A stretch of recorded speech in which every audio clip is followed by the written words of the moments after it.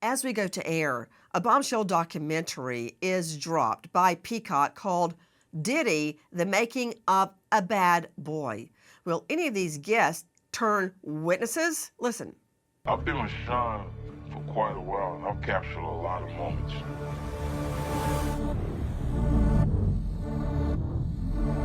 It's been taking me ever to get back to my exact tone of not giving a. There's so much I do know. I've seen this guy to be very, very violent. You got me acting crazy. He's just been getting away with it for way far too long. I can show you how we have fun and stay out of jail too. And make money. Have fun and stay out of jail. Well, that didn't work out.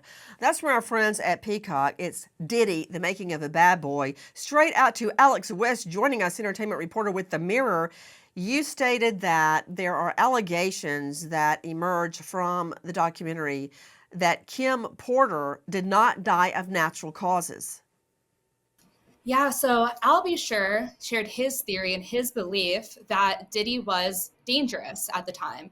He says that Kim was actually trying to save him, meaning Al B. Sure, and that she was warning him about Diddy's potential danger, saying that he would get killed if he didn't distance himself from the situation. So Al B. Sure thinks that she was also in danger herself, although I will say authorities have denied this. But that's Al B. Sure's perspective. That's his opinion. That's his speculation. Well, the reality is Kim Porter's dead. She can't testify to what really happened. Listen. Al B. Sure, who remained close to Porter until her death in 2018, insists that Porter did keep a diary and states as fact that she was murdered before she could blow the lid off Diddy's secrets. Brown even claims that Combs tried to kill him too. Brown blames his 2022 long-term hospitalization and near death on foul play, claiming he has a record of those involved in his attempted murder. Claims that Kim Porter, the mother of Sean Combs' children, did not die of natural causes? Well, again, if you don't know a horse, look at his track record. Listen. Deal, who goes on to serve as Combs' bodyguard for years, confirms that there was frequent drug use at Diddy parties, and he often had a feeling Combs was roughing up Kim Porter. Deal claims he was once called to a hospital as Porter's emergency contact and found her bruised and shaken. Porter refused to discuss what happened. One of Deal's most explosive claims, that Combs could have been involved in Biggie's death after learning his biggest star planned to leave Bad Boy. Joining us, Rob Shooter, host of Naughty But Nice podcast, and for my purposes, PR advisor to Sean Combs. Now, we're talking about these revelations from Sure, and wasn't he married to Kim Porter? Yeah, there's a lot of just chaos around Diddy, and may I speculate, Nancy, that what's going on at the moment might just be the tip of the iceberg, and Diddy seems to be the centerpiece of this puzzle. So I would not be at all surprised if over the next few months more and more evidence comes out. Kim Porter died of very mysterious circumstances, and I would not be surprised if that investigation isn't reopened. There's a lot of ugly, messy, dangerous behavior around Sean Combs. Well, when you say Kim Porter died under mysterious circumstances, what do you mean by that? She was very young and healthy, wasn't she? Yeah, she was in her 40s and she had pneumonia and died. And when this happened, her friends, I spoke to several of them, were just shocked about this. This was a very wealthy, very well-connected person. She was the girlfriend of Diddy. She had his children. If there was anything that was wrong with her, she would have had the best medical attention in the world. So what happened? Maybe she did die of pneumonia. I'm just saying that I think there's more to this. It was a very young age. It was very, very shocking. And her friends have speculated for quite a while what actually did happen. You know, I'm curious, Alex West. A lot of this is emerging from the Peacock documentary, but the state can't ignore it. Just like Sean Combs' case cracked wide open after Cassie Ventura, or someone in her camp, released the video of Sean Combs beating her in a public hallway. So arrogant, I guess he didn't think anybody would notice or care. And they didn't for a long time. Reportedly, hotel staff bribed, paid off not to say anything. Once that video got released, the Fed's nose was rubbed in it. And then this indictment occurred. Now, this documentary is suggesting that Kim Porter did not die of natural causes. What do you make of that? Do you believe an investigation will be sparked because of this about Kim Porter's death?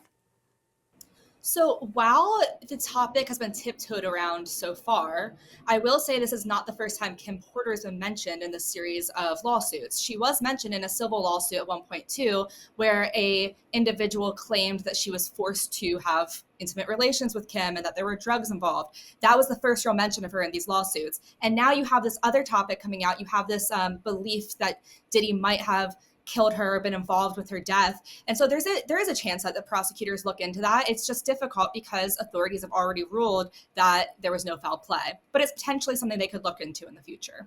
Well, I think that there's more of a probability that her death will be reopened. Wendy Patrick joining me, veteran prosecutor. Wendy, there have been many times that a victim was deemed to have died of natural causes. I can think of a lot of them.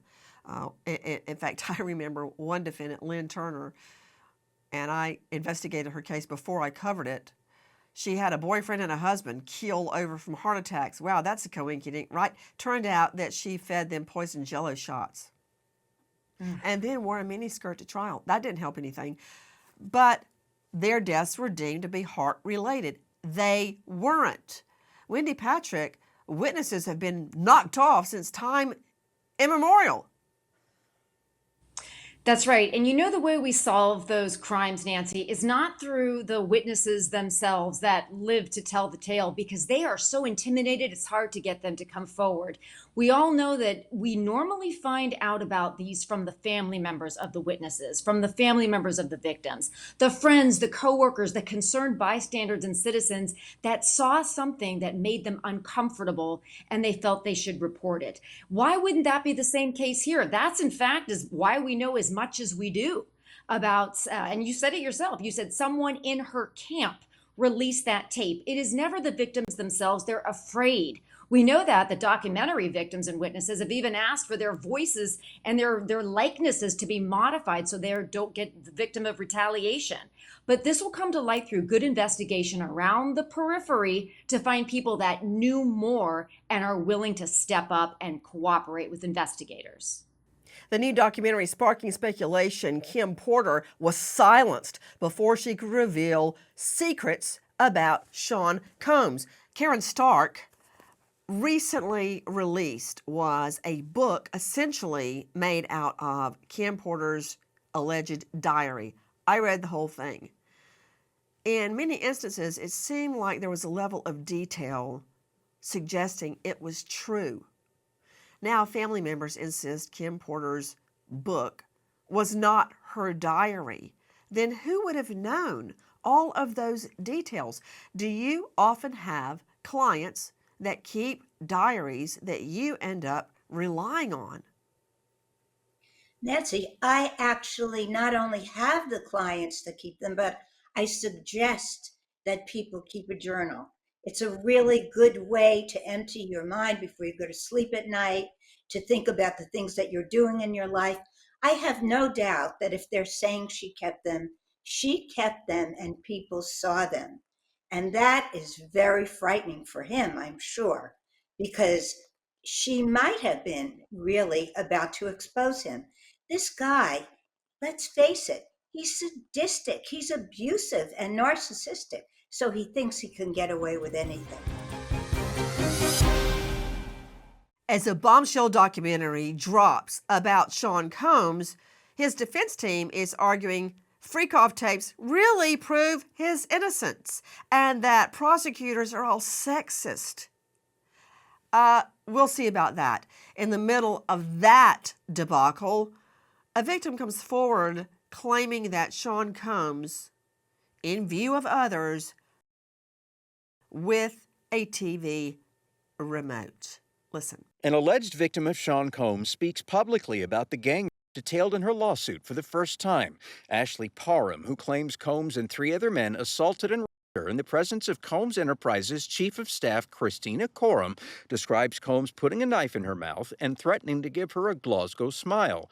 Parham claims it was Coram who told Combs to stop, asking him to refrain from damaging the merchandise. Parham shakily recounts Combs removing her clothing, squirting her with lubricant, then using a TV remote to rape her. Straight out to Wendy Patrick, veteran prosecutor and author, joining us. She is the star of Today with Dr. Wendy, KCBQ. Wendy, what is a Glasgow smile? It's unfortunately something you see in the movies where you get a real cut on both sides to make it look like a smile. It's one of the things you normally hear about happening in custody or happening in mayhem cases. You don't often hear it happening during, quote, consensual sex. And this is part of the sort of the corroboration that's being provided by these past incidents, unwittingly, no doubt, by those that have been at these parties and are trying to make these things public.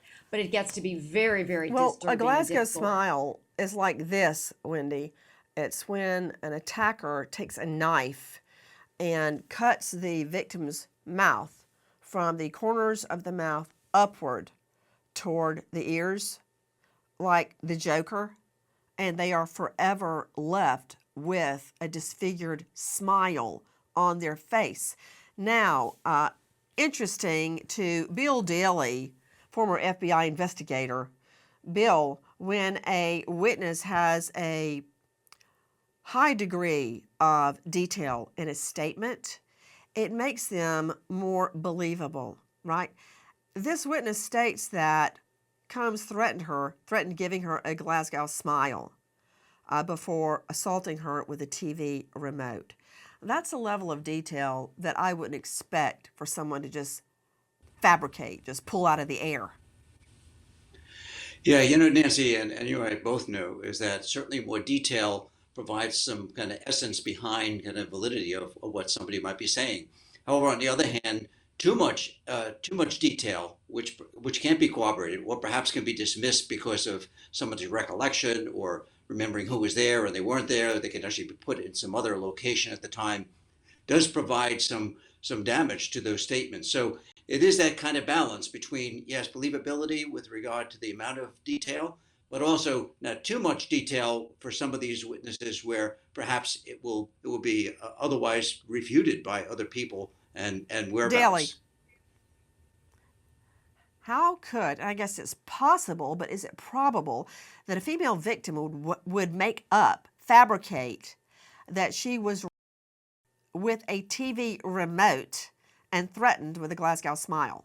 Yeah, those type of details are ones that you feel are very visceral, very reactive, and not ones that you would imagine, that would suggest that somebody was fabricating them. And then Alex West joining me, investigative reporter with The Mirror. Then there is a whole, let me just say, toxic brew boiling with Jay-Z and Kanye. First to Kanye. Reports surfacing in headlines that Kanye is hiding out in Tokyo to avoid coming back to the U.S. while Combs' case proceeds. What's that all about? So Kanye has reportedly been away from his family, specifically his kids, for, I believe, over 100 days now. He's been spending a lot of time out in Tokyo. He's been seen by individuals out there. And he does have involvement with these Diddy cases. He's allegedly a part of these. He's named in these cases. And I've seen documents. I mean, he has other cases outside of the Diddy allegations on top of it. And I've seen documents of individuals suing him saying, hey, we can't reach him. We're having trouble reaching him. So now some are reporting the reason. Well, I can tell you one thing. Alex West, I guarantee you there's one person that wants him to stay in Tokyo, and that would be Kim Kardashian. That said, we've got the Kanye West case. Kanye West allegations brewing. All of these people are presumed innocent until proven guilty in a court of law. But then we've got Jay-Z. Listen. Another shocking revelation in the scandalous Sean Diddy Combs case, now officially including Jay-Z. In a civil lawsuit, Sean Diddy Combs and Jay-Z stand accused of raping a 13-year-old girl at an after-party for the 2000 MTV Video Music Awards. The 13-year-old at the time says she had been trying to get into the VMAs by standing outside of Radio City Music Hall and walking up to limousines that were bringing guests into the venue. It works, as she is invited to an after-party by a limo driver who claims to work for Combs. He tells her she fit what Diddy was looking for. Jane Doe is handed a non-disclosure agreement to sign and a drink she believes is spiked. In minutes, she hears Diddy utter words she can still hear to this day. The plaintiff claims Combs approaches her with a crazed look in his eyes, telling her, "You are ready to party." Alex West, The Mirror, explain to me how Jay-Z has been roped into this. Yeah, so Jay-Z has specifically been named in this lawsuit. He was always known to be a close friend of Diddy. Of course, now he's saying that he wasn't involved in this incident. He's also saying it didn't happen at all. He takes issue with the location, the time frame. He takes issue with the lawyer who's on the other side of this case, Tony Busby, and he even looks to other specific details that this alleged victim is bringing out and saying that didn't happen. Combs allegedly planned and controlled the sex performances, which he called freak-offs, and he often electronically recorded them. The freak-offs sometimes lasted days at a time, involved multiple commercial sex workers, and often involved a variety of narcotics such as ketamine, ecstasy, and GHB, which Combs distributed to the victims to keep them obedient and compliant. As alleged, when Combs didn't get his way, he was violent, and he subjected victims to physical, emotional, and verbal abuse so that they would participate in the freak-offs. Dozens of sex trafficking charges leveled against Sean Combs, aka Diddy. Diddy said what? Now claiming that videos of those so-called freak-offs actually exonerate him. Somehow Jay-Z has gotten roped into this. Is he part of it or not? In the midst of all that, a bombshell documentary drops. Listen. I am a civil litigator who has filed several cases against Sean Combs for sexual assault in civil court. I have been sounding the alarm about Mr. Combs for years. He is a man who has done awful things to hundreds, maybe thousands of people. I'm wilder, I'm crazier. I want to speak about this now because I witnessed everything. I haven't said anything for so long, and it's built up. It's been 20 years. I don't trust anyone. Because I'm afraid that they might come get me for speaking.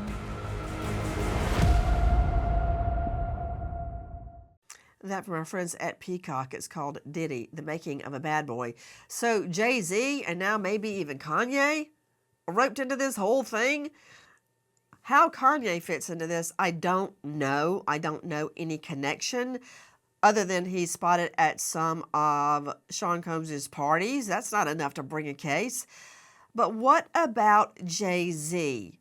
What is the latest regarding Jay-Z, Alex? So the story and the allegation is that a young woman was at the VMAs, was picked up for an after party, was taken to a house and sexually assaulted. That's her allegation. The latest is that, of course, Jay-Z is denying this. And on top of it, his attorneys are looking for every single hole they can pick out of the story. So they're looking at the location. They're looking at the time frame about whether or not the law is applicable. They're looking at the celebrity guests that the girl supposedly and claims she saw at the event and saying they weren't there that year, claiming that they aren't there this year.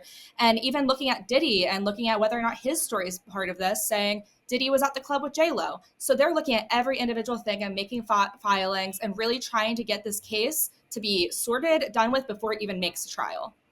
The last thing Jay-Z needs is to be part of one of these freak-offs. His lawyer is vehemently denying these claims. Listen. Jay-Z's lawyer, Alex Spiro, has pointed out that Combs does not and has never owned a home like the one the victim described, especially not within a 20-minute drive from Radio City Music Hall. Spiro also hunted down good Charlotte guitarist Benji Madden's whereabouts that night. While the Jane Doe claims to have spoken with Madden at the party, records show the band was on tour in the Midwest that night. Spiro also questions how a child ends up alone with the three most famous people in attendance, and why a female celebrity would stand by as a child is repeatedly. If you know or think you know anything about the claims brought against Sean Combs, here's a tip line: 1-800-200-7474. Repeat, 800-200-7474. Yes, Diddy has his own 800 number for victims to call.